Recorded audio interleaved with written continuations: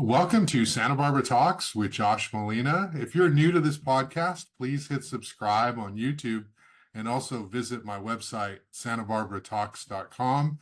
Consider a contribution to support my podcast and my effort to tell different kind of stories in the community.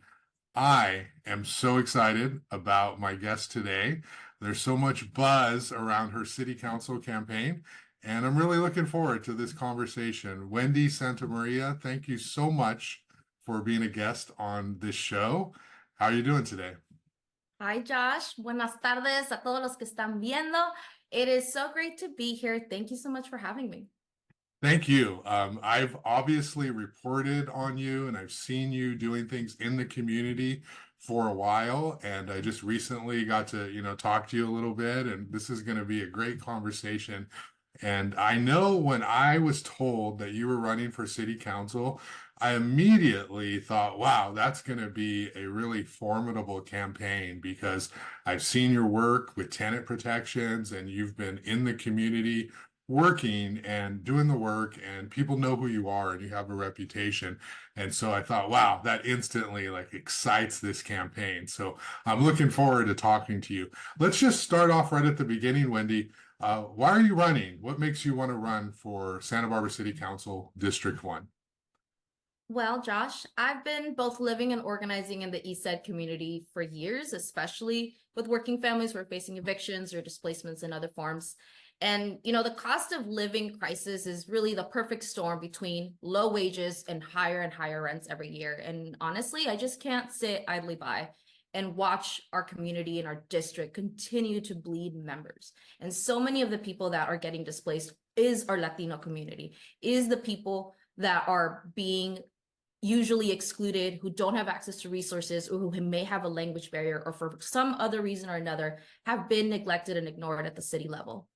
I've worked to build coalitions in our community to take on some of our most pressing matters. And, while we've made some progress over the years, it's honestly been like pulling teeth with our current city council to get the majority of them to really act with the urgency that this housing crisis calls for.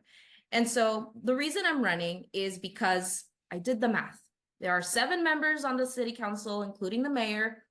And there's a pretty clear divide in the voting history. If you look back over the last couple of years, you have the 3 most progressive city council members who I have a great working relationship with: Councilmember Oscar Gutierrez, Megan Harmon, and Kristen Sneddon, who have been true champions for tenants and working families in the city and have consistently been voting in favor.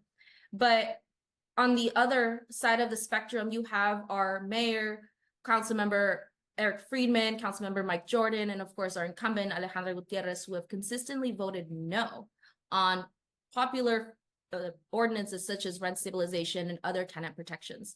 And so I'm running after several years of the community asking me to, and after saying no for a long time, I realized, we can see a clear path to victory. We're only one vote away from advancing rent stabilization and other protections for working families. So if we can flip this seat on the East Side and have our district truly represented, we can finally move forward with so many of the initiatives that would help alleviate this wage rent gap that we're seeing. I mean, if we're only one vote, this district could be that final vote we need. And ultimately, that's why I'm running. Great. I'm going to ask you about incumbent Alejandra Gutierrez later. We're going to get there. So, but I want to focus on you and your ideas first. So let's start with the rent cap, with rent stabilization, and talk about housing and tenant protections. So you've mentioned that you are a supporter of a rent cap. I know Kristen Sneddon said she is. So let's talk right there. What do you want to see in terms of rent control, rent stabilization, rent cap? What would you like to see the city council do to help prevent this exodus of working class families, predominantly Latinos, in the community? Great question. This is my favorite question. I believe that the housing crisis cannot be solved by only one ordinance. There is no one solution to this, and we're going to need a whole package. Housing reform, if you will. We need rent stabilization. That is the first ordinance that I, as a city council member, would want to put forward for a vote. That would be the very first one. That would be a cap on rent increases to 2% for every 12-month period. For the larger landlords, this would not affect the mom and pop landlords because there is state law that explicitly prohibits this type of ordinance to apply to our small mom and pop landlords. So fortunately, a lot of our mom and pops that operate on the east side don't have to worry about any of this. This stuff doesn't affect them at all. So a rent cap, 2%, I'm very firm on that because we have spent years in the community studying the difference between wages and how much of what percentage of wages are going to rent. And so even in the most generous workplaces where you may see an increase in your wage every year, nobody's seeing a 10% increase. And right now that a 10% rent cap is the limit, we are seeing a lot of the large landlord corporations raising the rent the maximum that they can. And of course they will. So we are seeing that they'll always take advantage of as much as they're able to charge. And in fact, the state's rent cap of 10% is set to expire and sunset in 2030. We are only 6 years away from that expiring. And when that happens, we wouldn't have any rent stabilization anywhere unless we do something about it at the local level. So I'm very, very adamant about making sure that that is one of the first things, if not the first thing, that the new city council does in 2025. But along with the rent cap, we need an enforcement mechanism. So we can't just stop at a rent cap or rent stabilization. We also need a rental registry. We need to register the units that are up for lease in our city. This would have many benefits. For one, it would help us have a clearer view of how many units we have. Are we meeting the housing demands? Are rent costs going up at, unlawful amounts? Are we seeing what's the exodus of community members that we're seeing? Are we seeing displacement or not? It would be a really good tool to be able to analyze this for further solutions to the housing crisis. But it would also be a good funding mechanism to enforce the rent stabilization ordinance. We would need a rent board, and the rent board would be funded through the rental registry. And so the rental registry, it would basically be landlords paying a certain registration fee for every unit that they lease. And so we would have to, look at the math and see how much it would be. But I mean, like $40-50 or something per unit shouldn't be anything too much, but it's something that, like, I'm not married to that number, right? So I think it would be good to really look at the numbers and see what would make sense, especially for if mom and pops also have to register their units. Like, can we offer them a lower cost and really want to make it proportional? So the rent board that I mentioned would need to be composed of community members, and we need to make sure that it is not outweighed by landlords and homeowners versus tenants. Because if you look at our current city's mediation task force, that is divided in three. There are a third of them are tenants, a third of them are homeowners, and a third of them are landlords. And so you can imagine the way that these decisions go. When you have landlords and homeowners and tenants, landlords on one side, tenants on the other, the homeowners are more than likely to go with the landlords. Yeah. Unfortunately, that's just historically what we've seen in the rental mediation task force.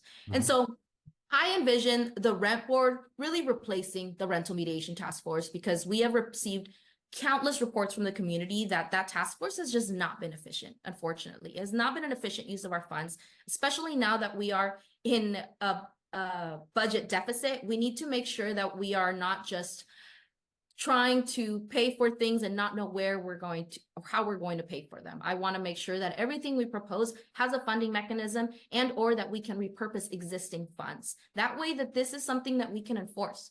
The other thing I want to see along with rent stabilization is a right to counsel program. A right to counsel program, it would be essentially for tenants to have access to a legal counsel at low to little cost, especially during eviction proceedings. And in fact, I was part of the group that advocated to allocate $250,000 to begin this right to counsel pilot. But where did that money go?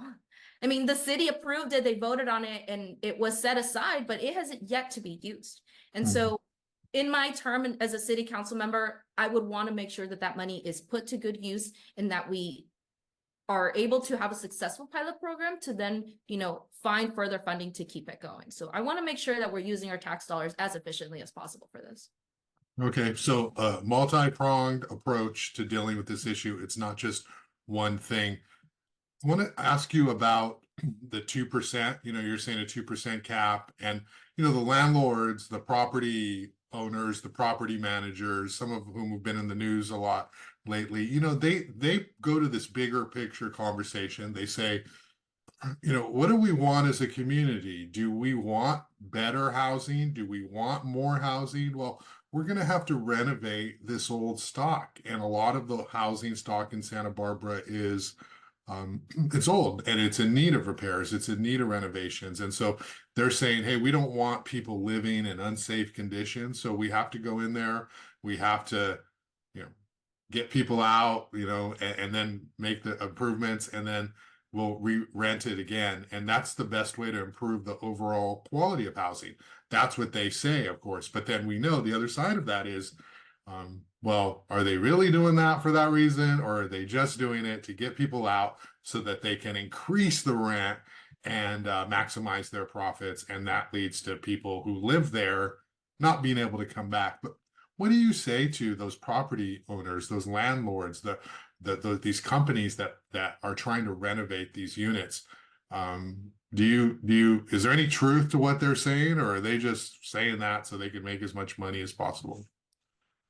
I have a solution for that. Okay. And it is, we'll have to go back to the vote earlier this year in January, the Renovictions ordinance vote. Yeah. In that ordinance, we were successful in passing the Renoviction ordinance. They had an anti-harassment component, and that was really successful. But at the 11th hour, they took out the cap upon return, which essentially would have been a cap on how much they could raise the rent to once the tenant moved back into the unit. Yeah. I think that if we were to return that cap on return, then upon return, we would be able to fix up those units and still maintain the fabric of our community. Because the idea here, if they're really acting in good faith, you are not going to be raising the rent to the point where you are displacing people. If you are acting in good faith and you really are worried about the health and safety, you should be renovating your apartments and your homes as often as is needed. Because it's one thing to say, it's one thing to say that the housing stock is old, because yes, in fact, my own home is I think I looked it up. It was built in like the late 1800s. Like it's a very old house. That's an old one, yeah. Oh yeah. So trust me, I know about old housing stock. But what we've seen out in the community is not necessarily only old housing stock. It's also just neglected. There's a lot of reparations that are needed simply because the landlord is refusing to repair. And again, this is not about the mom and pops. This is about a lot of these larger companies that often have a property manager. The tenants never really get to interface with the landlord. Often the tenants are putting in requests to fix things, to fix mold and carpets that haven't been replaced in 30 years. I'm not exaggerating. I had someone tell me that. All of these things that are wrong with these apartments and that are a health and safety hazard, we are seeing right now. There is no cap upon return, and they're still not fixing anything. And so at the end of the day, I don't think it's about that. I really do think it's about making profit. And I think we need to keep our eye on the prize. Our eye on the prize is making sure that we maintain the fabric of our community as united as possible. We need to stop the bleeding of our community members. I mean, people are putting aside entire paychecks. We have multiple families living in one apartment or one home because that's the only way that they can afford rent. And at the end of the day, we have to really bring the humanity back into this policy and really stop thinking about this in terms of numbers and profit. Housing is, I'll say housing is a human right, but I think that term it's gotten so popular that I almost feel like we need to go a step further than that. It's not just a human right. We need to treat it as such, and we need to act accordingly, which means we need to look at housing as how do we maximize homes for everyone, still maintain a reasonable rate of return, but make sure that the well-being and safety of our community comes first. I mean, if they're asking me to choose, do you rather people be homed in a safe home, or do you care more about the profits of this out-of-state company? I mean, the community all the way, always. Like that's no doubt. And that is, I think, the type of moral compass we need to have in our city council, because we can't be distracted by, oh, this property manager said they would stop operating in Santa Barbara. Honestly, good. I hope they don't. I envision Santa Barbara being a town of mom and pop landlords. I want the local families to buy these homes and be able to pass them on to their kids and have generational wealth and rent them to each other in the community. I want to see that. I don't want to see companies coming in outbidding all of our community members who are trying to buy homes when Zillow and other big companies are just dumping cash to buy all these homes. I don't want to see our community keep getting gentrified. We're already at a very critical point. And so we need to make sure that, you know, these comments that property managers will make, bring it back to the humanity of this, is all that I would ask of anybody reading these comments, is that are we really going to put profit over people's livelihood? That's what I would ask them. But like I said, there's a solution to this. You can bring back the cap upon return for the renovictions piece. In fact, we are actively encouraging the city council right now to bring it back. But if they don't bring it back, then I'll bring it back myself when I win. Right. I'm just going to follow up on that a little bit. Wendy, what does a community lose when you have working class families who can't live in the community anymore? You know, as we know, families will make choices. They'll live multiple families in one house, one apartment. They figure it out, but a lot of families look to leave. And so what does that do to a community? And I know it's like an obvious question, and it's a softball for you. I'm setting you up here, but there are people who I talk to in the realm of my reporting world who say things like, well, Santa Barbara's always been expensive, and if you can't afford to live here, you can move to Lompoc, you can move to Ventura, Oxnard, Santa Maria, and you can do what everyone else has done. And, you know, just save your money, get into a little condo, buy up, sell, and eventually you'll do it just like they did it, right? That's a sentiment that a lot of people have. But what's missing from that is, you know, what happens when you drive working class families out of the community? What does that do to the fabric of a community? I would say that really sterilizes the community.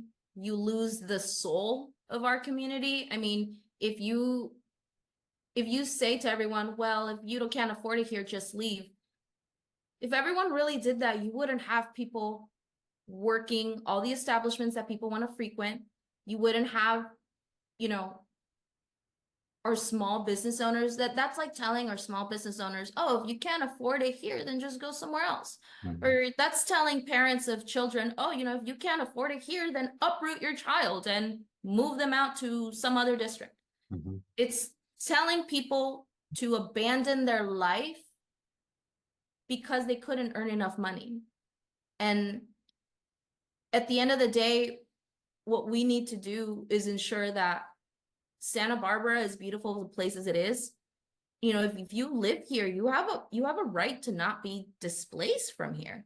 You know, my vision is really working to protect our existing community here. I mean, when people say it's always been expensive, it's always been you know, a desirable place. Exactly. But is that a reason why to drive away predominantly Latino, Black and brown communities, immigrant communities, our small businesses, our city workers, our teachers, our kids? Is that reason enough so that we make room for the people who do have money? At the end of the day, I mean, Santa Barbara is already starting to turn into a theme park. And I say that almost literally because, I mean, I saw this post on social media the other day that literally said this. It's like, if your workers can't afford to live where in the city they work, you don't live in a city, you live in a theme park. Because think about when you need actual emergency services. What if there's a fire at your house? But the Santa Barbara Fire Department, all of those firefighters live in Lompoc. What if the fire's across the 101? What if they can't get over here? There's a lot of things that we lose that are very practical. I speak a lot from the side of, you know, the humanity of the community and everything, but we also need to look at it in the practical way. When we have an emergency, unfortunately, fire season is coming, rain season, floods, mudslides, all of these things, we need emergency responders to be able to live in our community. We also need teachers to be able to live in our community. We need the people who keep the city running to be able to live here, because if we don't, and we're telling them, well, just commute, we're back to exacerbating a different topic, which is climate change. And so then we go into the insane amounts of pollution and traffic congestion. And so if we really want to keep Santa Barbara, you know, that small town charm, then we need to stop displacing our community to make room for, you know, high earners who have remote jobs and can afford to pay $10,000 a month for a home. You know, it's important that we make sure the fabric of our community is preserved, because that fabric is really what keeps us going in times of crisis, in times of emergencies. It's not just all feelings. We need to be practical also about who we're advocating for at the end of the day. Yeah. Yeah, well said. And I always tell people, like, if you just open your eyes when you go outside, who's working, right? It's Mexican Americans, it's Latinos in this community, with the kitchens, you know, the gardeners, the landscape, the backbone, the bus drivers, the people who work for the city and the county, the people who do the work, the repairs. Like, this is the heart of the community. We can't just sort of say that only the Google, the Amazon, the Appfolio, no disrespect to those companies. It can't just be the tech workers who we call, you know, Santa Barbara. It's everyone else. And so I'm looking forward to, you know, if you get on, creating that conversation a little more specifically. Let's talk about housing. La Cumbre Plaza, we'll just start there. This whole debate, right? There's this big project in the city of Santa Barbara, and something like, you know, almost 700 units. And I think they're talking like 48 or something are going to be affordable, very small number, 56, 8% of the total. And what is your view? How do we build housing? I think everyone agrees we need more housing. But how do we build housing that is going to be targeted toward people who are, of course, 80 to 120% of AMI, but below 80% and even below that, the people who need it, the people who I just mentioned, because that project is predominantly going to be market rate. How do we do this? How do we tackle that? Very good question. And you're absolutely correct, because the call for more housing is crucial. We need to make sure that we don't just build market rate, because if you build market rate, it's just like you mentioned, that's not affordable for your average family. And so one of the things that I've been looking into is a community land trust. Are you familiar with the term?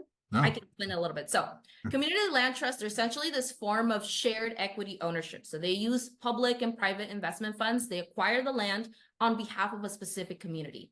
So the community land trust, they own the land, but residents would own the homes.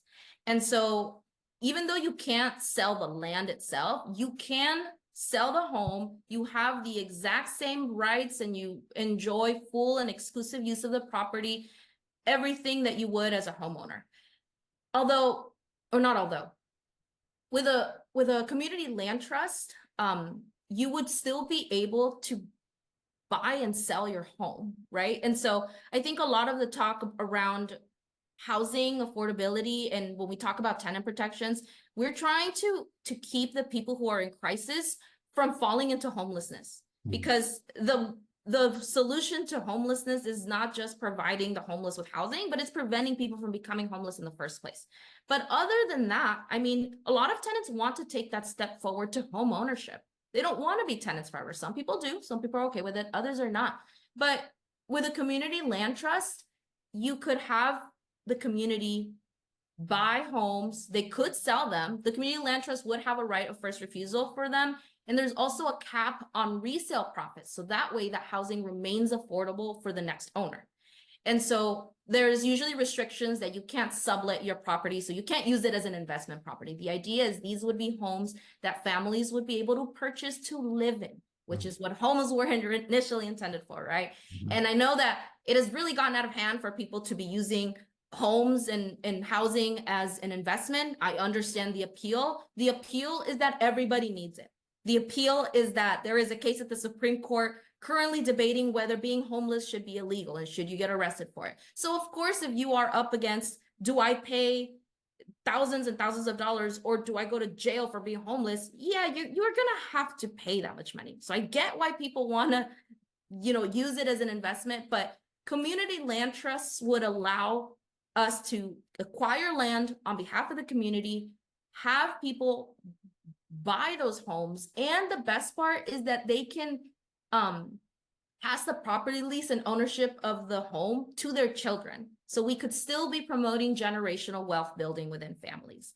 And I know that that is a really big factor for a lot of residents here on the East Side, is we want to build that generational wealth. A lot of folks immigrated from here from somewhere else and really came here for that American dream of buying a home, passing it on to their kids.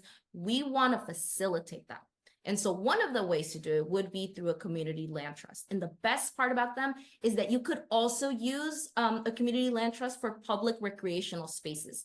So just parks, other gathering spaces for the community. So a third space outside like your home, work, or school, if you will. So that's one of the things that I'm looking at, but I am really curious and excited to work with the other council members on other measures that we can take to make sure that we clear the path to home ownership and really facilitate it for our community. Yeah. What do you think of the state pressures to require cities, jurisdictions to build more housing? Because it is a little bit of it's good, but on the other hand, we're getting all this market rate. And I know, we're talking about the East Side, but do you think that in general that the state is doing a good job pressuring these jurisdictions to build more housing, or should they go further and just sort of say, no market rate, or figure out a way to do it so that it's below market rate? Because you could look at this as what the state is doing is just a big economic boom for developers. That's essentially what we're witnessing. What do you think of the state's pressures? Yeah, I think the state can pressure local jurisdictions all they want, but if they're not helping provide those resources, then what are they doing? Yeah. So I think beyond just pressuring local jurisdictions more or placing restrictions, we definitely need more resources from the state.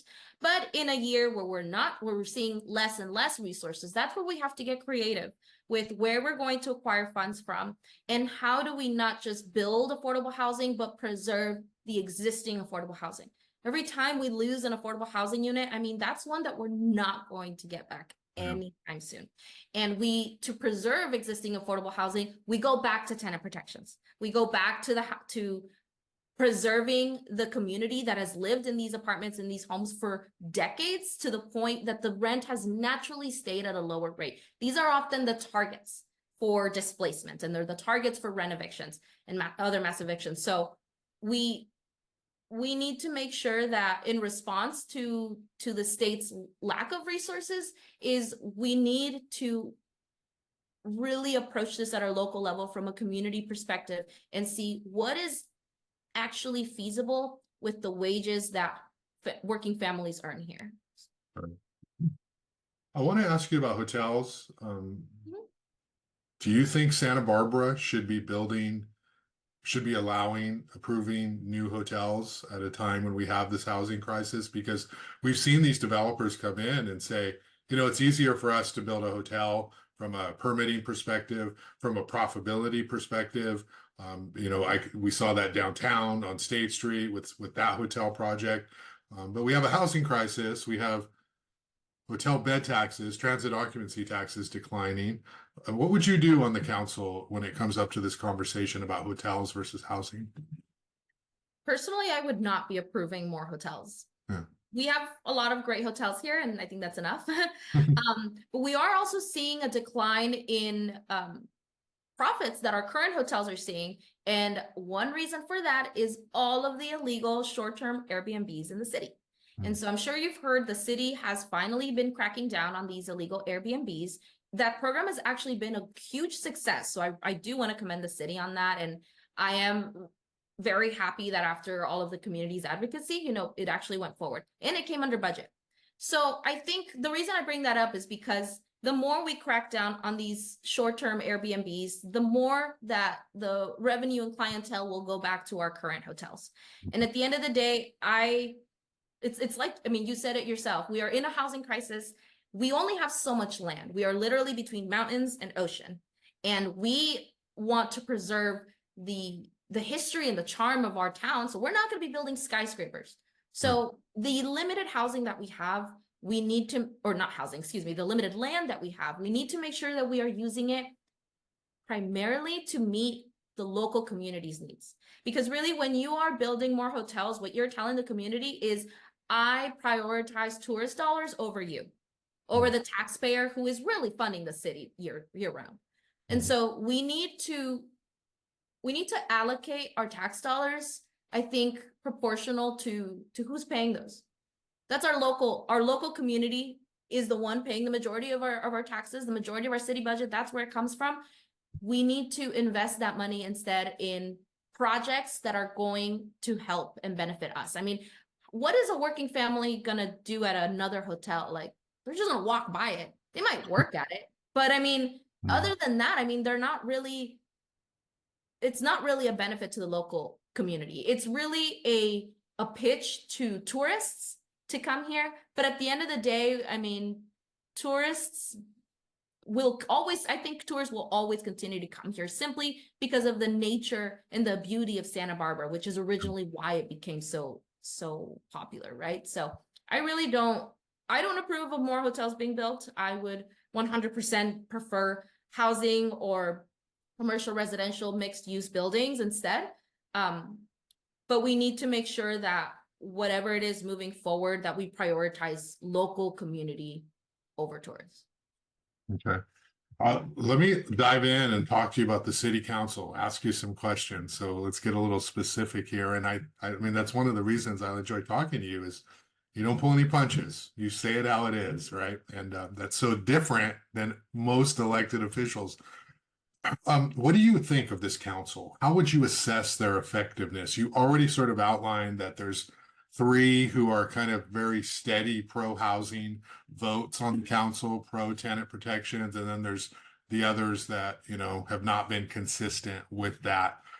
What do you think? What does the council do well? What areas are they weak in?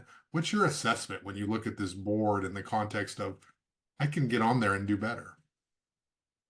I think the city council is really good at building task force and committees. They're very good at that. And unfortunately, I think from some people it might be well-intended, but really what it ends up doing is kicking the can down the road. There has been a lot of conversations, especially when it comes to rent stabilization, that we need more studies and that we need to hire outside consultants and spend all these tax dollars on someone else studying what's going on in our community. I say we save that money, we put it to better use elsewhere, and we bring in the experts that they keep excluding, which is the community. Lived experiences, in my view, make you an expert in what is going on in the city. Because at the end of the day, we can look at numbers and how much profit and how many units and blah, blah, blah. But if we are not taking into consideration the lived experiences, and we are not designing ordinances to solve those issues that are on the ground, what are we doing? I mean, we're just playing around at that point. And we need to be effective. These are terms that are not forever. They're only, well, they used to be 5 years, now they're 4 years. I mean, we need to use our time effectively. These are also tax dollars. I mean, I think anybody on the council should feel guilty about stalling anything. Because it's one thing if you legitimately need more information and more studies. For some things, I can see that. But for others where the conversation has been going on for years, we've brought experts for years. We have literally brought the community on a silver platter to council members to beg them to please vote in favor of these community-led ordinances, and they still won't do it. I mean, that's why I'm running, is because I think we need a change in that, because I think a lot of electeds, not necessarily just in this city council, but in general, a lot of electeds are really just worried about their next election. And Yeah. are they going to get endorsed again? Are they going to get donations? Mhm. I could not care less about that. I'm going to be honest with you. Is at the end of the day, if I can get in there for 4 years, I want to see what I can do in 4 years. I'm not waiting to get reelected to do this. And we need to be very careful about any city council members or any electeds that in the 6 months before their election, all of a sudden they get really active. That's a common tactic. I mean, but if you haven't been active throughout the rest of the years, or you haven't been listening to the community for the other years, I mean, those 6 months aren't really going to do much for you. So our current city council, I think, has a lot of potential. I think our current city council, with the 3 progressive council members that I mentioned, Yeah. I have a great working relationship with them. And I think that together with myself on the city council, we could finally build that progressive majority we need to finally advance these things forward. But, at the end of the day, it's not a one-man show. And this campaign will never be about just me as a candidate. This campaign is about getting the community's voice really into those negotiating talks. The devil is always in the details in all of these policies. And while they might hear us at public comment, we need the community to be at the table when they're drafting the ordinance and checking to make sure that our needs are actually met and that this isn't just something that they're saying to make us go away. So I think, like I mentioned, there's a lot of potential. I think being on the city council, I could help make sure that we put our money where our mouth is. I think the city has been slowly starting to get a little more favorable to tenants, but the words are there, the actions are missing. So it's time to act. Yeah. Yeah. I've been covering campaigns for a long time, elections, the whole thing. And I really feel to win, you have to play offense, right? You can't play defense. In other words, you can't make a case, a candidate can't make the case for why they should win and unseat an incumbent without pointing out the flaws of the incumbent. So I'm going to ask you some questions and just get your thoughts on that. And you alluded to it. I have alluded to it. I have, mentioned it to her directly. Alejandra Gutierrez is the incumbent, and she's been pretty active in the last several months, 6 months, maybe even a year. But to be honest, the people who paying attention to this, she's kind of coasted in the middle, right? And so now it's election time, and I know she had, she told me on this show she had some health issues, so I don't want to, say that that's a reason for why she coasted. Those are legitimate. That's fine. But, there's several years there or there were several months there where people were saying, where is she? What is she doing? And now all of a sudden she's getting busy. And I'll have her on the show. She can explain all that. But what do you think of her, the job that she is doing as an elected official representing your community? You wouldn't be running if you didn't have strong opinions. So what do you think of the job she's doing? Yeah, it's just been really disappointing, to be honest. I think I did hear something about her health. I didn't hear any details, and I've always wanted to make sure that we give her some grace on that, because if she's going through some health concerns, that's a legitimate reason. But I think at that point, you should let people know, hey, I'm not available. Please direct yourself to X person. Something.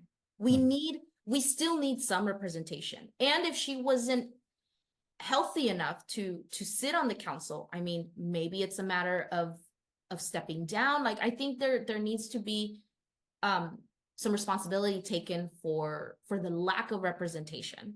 And I think over the last, what is it now, 4 years that I had been working to have our community be able to communicate with her directly. I mean, it's not so much that she was absent for a few years. It's that even when she was speaking to the community, she would promise one thing and do another.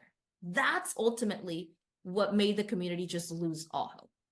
And I mean, ever since, let's see, what year was it?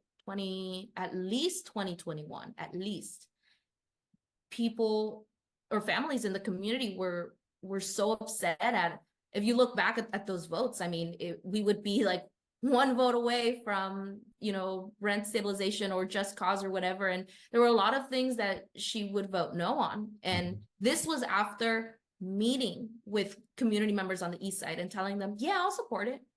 And then days later would go and vote the opposite. And so, I mean, that's just really alarming. And the community's not foolish. They caught on really quickly. And that's where the calls for, because I was often the middle person, I would communicate with Councilmember Alejandra and I would ask her, hey, when's your availability? Let's get you and your constituency together because they want to talk about some stuff. This was when I used to work at Cause. And at first she was replying, right? And she would come to the meetings and I'd facilitate and blah, blah, blah. And that's where she would tell us like, yeah, I'll support, I'm generally in support of this, blah, blah, blah. And we're like, cool. Cause and so many other community members got her elected. We did the right thing. She's gonna come through. And then she wouldn't. And then the conversation evolved to her never saying that she's against rent stabilization or tenant protections, but her vote said otherwise. Oh. And so why I'm running is because we just can't trust her word, unfortunately. And it hurts because as from one Latina to another, like when I first knew of her on the council, I was like, all right, heck yeah, Latina on the council, that's awesome. But I mean, you can't just coast on that. We need to make sure that we are addressing the needs of the community. And if you look at the statistics, more than 60% of the city of Santa Barbara and the east side are tenants. And so to completely vote consistently against tenant protections and rent stabilization and other protections, it's a disservice to our district. And so this district has called on me to run for a long time. It wasn't what I intended. My idea was really just to continue pressuring her because we had hope that she would change. We were hoping that this year she would do something and then maybe I wouldn't have to run and she would snap out of it. And at least for a re-election, she would vote in favor, but we're not seeing that happen. So this campaign continues. This campaign continues until we win and until we can get rent stabilization ourselves. Right. There was that council meeting, of course, where there were a lot of property owners who were in the room, and I was told that she organized them to show up and, don't gentrify mom and pops, home property owners and that sort of thing. Why? I don't want to like stereotype, right? Because the Latino community is very diverse and it's generationally, people have different perspectives and it's not just one thing. And I think a lot of people assume we're all the same, right? So I don't want to like stereotype, but I'm not stereotype, but like, why is she seemingly on the side of the property owners? Is that, where does that come from? Because you clearly are on the side of the tenants, the renter, you've been doing the work in the community. Is it fair to criticize her for representing the property owners? I mean, are we judging her too hard because she's Latina and we're thinking you automatically need to be for the renter? Can you kind of unpack that a little bit in terms of where, how we perceive that? Because I know that meeting, people felt betrayed. I mean, people have said like she turned on her community. So can you talk about that? Yeah, that was definitely the final straw. And for anybody watching this that doesn't know what we're referring to, it's the January vote of this year for the Renoviction piece. And it's on YouTube and people can go through and watch it. To your question, I genuinely feel for our mom and pops in the city because I think that they are being used as a scapegoat. Unfortunately, a lot of them have been misled. There has been a lot of false information out there about the ordinances that city council was putting on the table, that they were going to lose their homes and people were going to come in and chase them out of town and they were going to lose everything, and a lot of fear going around, when if you have looked into these ordinances, you know that there is state law prohibiting these applying to all of those mom and pop landlords. It just wouldn't affect them. And so in my opinion, I really feel for the mom and pops because I feel like they're being used as an excuse. And I think that I don't know if it's a tactic. I can't speak for anyone other than myself, but I will say that it seems to be a distraction to the real issue at hand.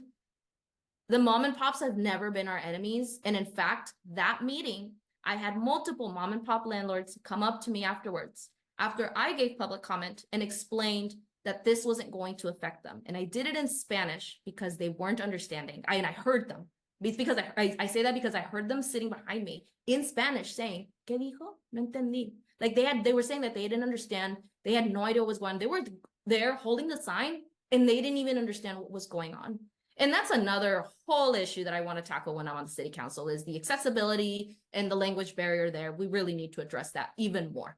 Mm-hmm. But in this case, for this meeting, we had, of course, like the Santa Barbara Rental Property Association, you know, St. George and Associates, the, you know, Santa Barbara Association of Realtors. These are really the ones that have anything to lose. These are the ones that are really coming out in full force because they're the ones that won't be able to exploit our community anymore. And I would say that historically, our incumbent has been siding with those corporate landlords under the guise that she's siding with the mom and pop landlords. Mm-hmm.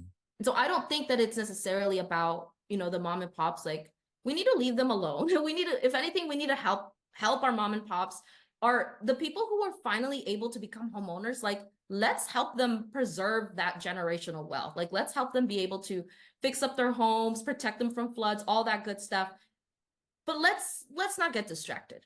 At the end of the day, mom and pop landlords and tenants are on the same side, because what we're trying to do is we're trying to preserve the fabric of our local community. And a lot of these out-of-state big rental properties, what they're doing is they see our community as numbers, as profit. Mm-hmm. How much can they flip us for? How much would it yield to, for example, on Bath Street, evict 52 units of families, 52 families, and then rent it by the bed for $1,500 a bed, not a room, not apartment, per bed. And I mean, that's the kind of thinking that is going on. And at the end of the day, anybody that has been studying or looking into this topic knows that this was not going to affect mom and pops. So really that meeting, I think that's also why it felt like a betrayal, because it almost felt like our local mom and pop landlords were being used almost like a shield and as an excuse to say, oh, but if we pass this, they're going to hurt. It wasn't even going to affect them. So I want to bring it back to eye on the prize. We are trying to rein in the exploitation of our community by these large rental properties and corporations. They're really the ones that are harming our community. It's not our mom and pops.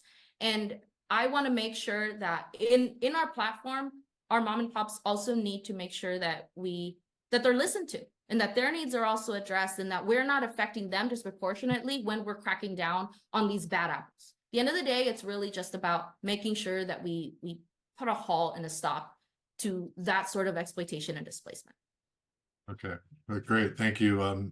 We got about 10 minutes, so I want to just go over a couple of things here. We could talk a lot longer, and I'm sure we will in the campaign. But talk to me a little about you and your background and how you came to be or you're an organizer, you're a union organizer, you're an activist, you've been working in the community. And can you just talk a little bit about, you know, where you grew up, where you were raised, and how you got into this line of work? Yeah. So I moved to Santa Barbara when I was 18, 19 years old. I originally grew up in the Inland Empire, Southern California. It is a very neglected part of California, often considered warehouse central because it's a predominantly immigrant Latino community that a lot of big corporations have used as a dumping ground. And so I grew up seeing local government neglect the community. I grew up seeing our air and water be polluted and our community be too fearful to really say anything, because a lot of us were immigrants. My parents are immigrants. I'm a first generation college student. You know, Spanish was my first language. I sometimes you can still hear the accent when I speak in English, but I mean, I grew up with a lot of lived experiences of discrimination, really, and seeing it against my family as well. And I am the first in my family to go to college. So I ended up coming out to UC Santa Barbara, and then I came out here and fell in love with the place and never left. I ended up staying here, building a life, and throughout my years in college, I mean, I worked several jobs to be able to afford to live here, being able to go to school. And I think it was when I was having to deal with the housing crisis myself, like when I was the one paying the bills, like I was no longer a kid anymore. I was now on my own. And I realized, okay, I thought the world was heading in a bad direction. I thought our local economy was not doing well. No, it's worse than I thought. And I saw the same pattern as I did back home, which is that there was a lot of people here who were also afraid to speak up, also because of a language barrier, also because of the immigration status and a bunch of other things. Yeah. Or sometimes people who were simply too burdened to be able to go to City Hall and say something. I mean, our city council meetings are 2 p.m. on Tuesdays. Like, who's free at that time? Yeah. No one is. I have to take my lunch hours to go do that. But we can't expect everybody to do that. And so what I keep seeing, the pattern I keep seeing is a really just neglect of the Latino community everywhere I go. And, when I was in college, I started lobbying at the local, county, state, federal level for different things that pertain to me at the time, food and housing insecurity for students, or improving scholarships for undocumented students, or whatever that may be. But then we'll forward a little bit to 2020, pandemic hits. And I just remember going around talking to neighbors because everybody was just freaking out over these notices that they were getting from management. And so everybody was just so lost. And my immediate reaction to that was like, realizing that it could also happen to myself and the other housemates that I had. I used to live in a house with 10 other girls. Like I've known crowded conditions. It's tough out here. I don't anymore, fortunately. But knowing that a lot of students and families were going to be the targets to, evict us and try to drive up profits because of everything that was going on in the pandemic. I mean, I kind of just, it was sort of a reactionary thing where I just started compiling information and getting together with people and being like, hey, we need to do something. Like, let's share this information, these resources with people. And it just started happening, And I think throughout the years, I'm very much I respond to the call because I'm also living through it. Like, it's not necessarily just I think it's the right thing. Of course, it's the right thing to advocate for your community, but I'm living it too. Like I am feeling it. I also live paycheck to paycheck. And so like I mentioned before, I worked with Cause for several years as a community organizer there. I was spearheading our local rent civilization campaign and our tenant protections campaign. Even after I left Cause, so I don't work there anymore, I have still maintained that work through the Santa Barbara Tenants Union. So I have stayed active, not necessarily because I have all the time in the world, quite the opposite, but it's because it's needed. We need to do this. And I can't sit and complain about things if I'm not willing to do something about it. And so I've also gotten involved in, locally in environmental justice and sustainability. I currently sit on our executive board for the Santa Barbara Ventura chapter of the Sierra Club. And we've been doing a lot of work there to make sure that we are preserving our coastline, right, and protecting our environment. So I have a very intersectional background. Also because, like you mentioned, I am now my full-time job is I'm a union rep. So I'm a union rep at AFSCME Local 3289 over at UC Santa Barbara. We're a local that represents more than 35,000 members across the state. And here at Santa Barbara, I represent over 500 myself. These are all the people that you mentioned earlier, Josh. The mechanics, the groundskeepers, the custodians, the cooks, the people that keep the UC running. And these are the people that the university is trying to exploit and not pay and not provide housing for. And it's the same thing I'm seeing here in Santa Barbara. And in fact, a lot of those members do live in Santa Barbara. So there's a lot of overlap there. But my day job is working directly with workers to address,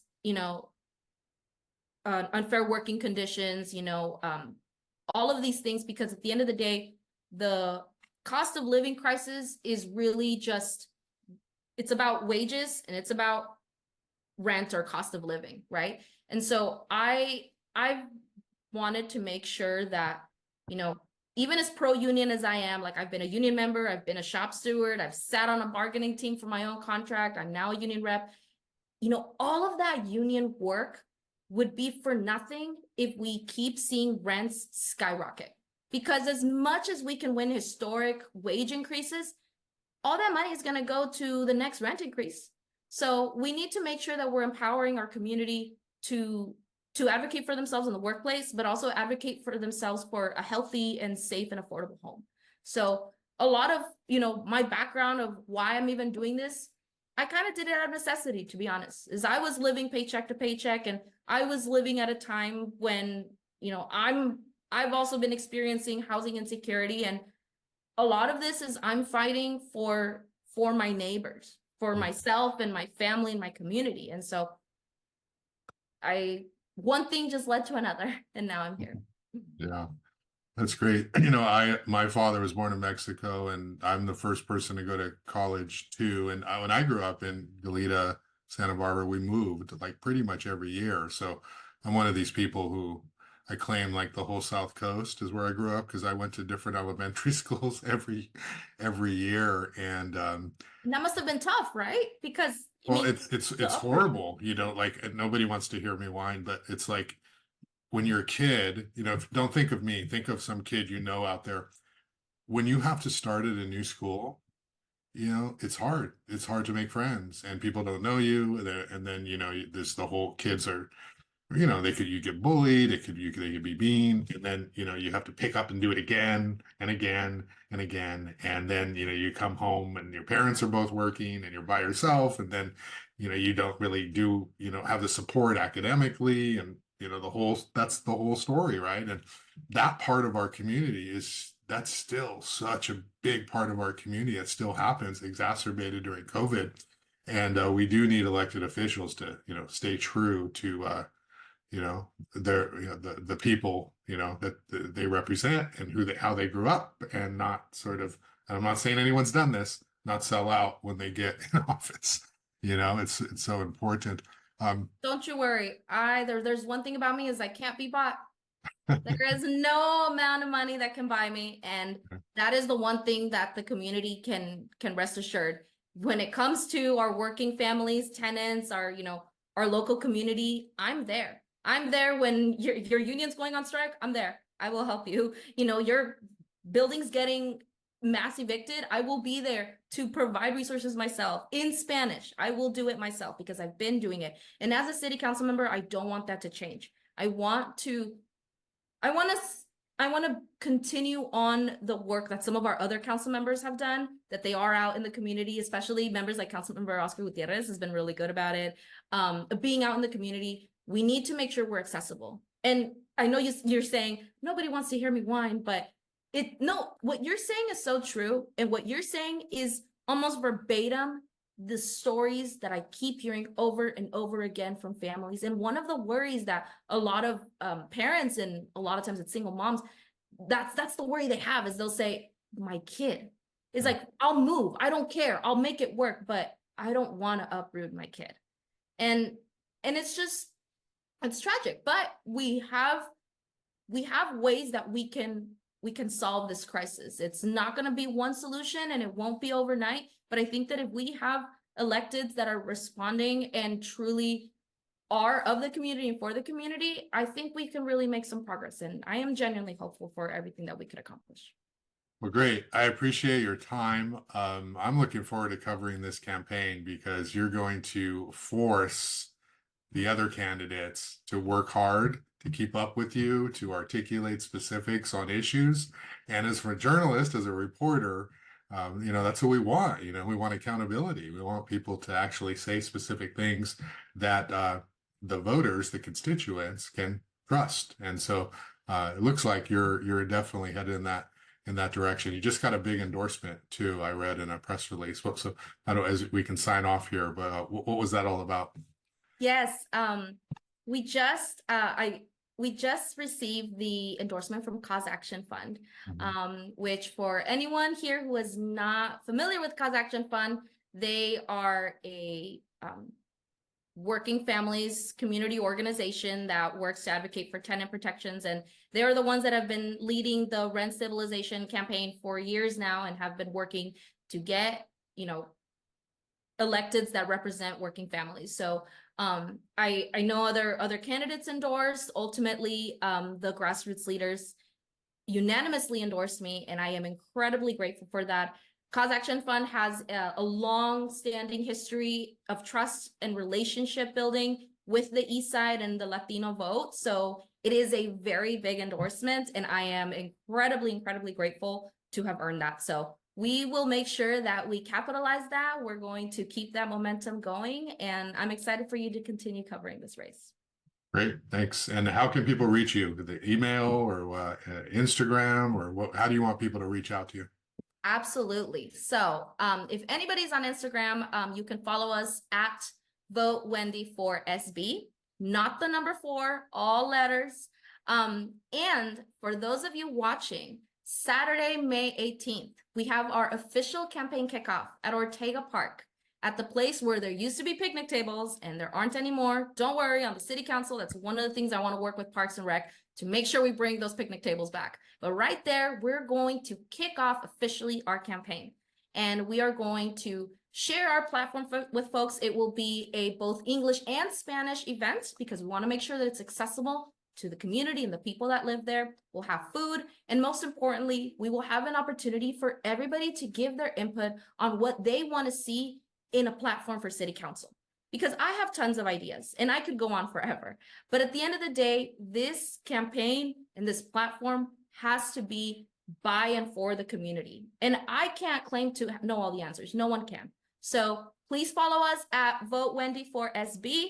Join us Saturday, May 18th at Ortega Park. It's from noon, 12 p.m. to 2:30 p.m.